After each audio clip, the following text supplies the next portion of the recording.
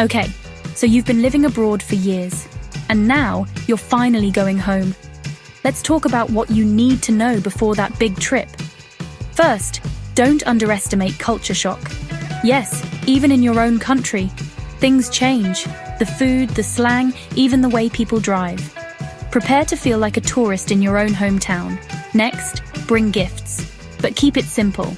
You don't want to be that person lugging 3 suitcases of souvenirs. Choose 1 or 2 thoughtful things your friends and family can't get back home.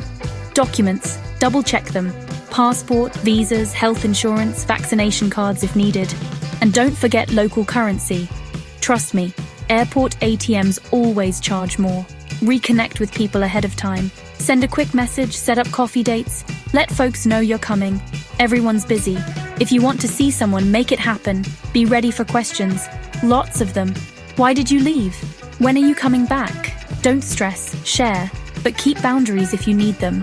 And most important, give yourself time to adjust. You might feel a mix of excitement, nostalgia, even a bit lost. That's normal.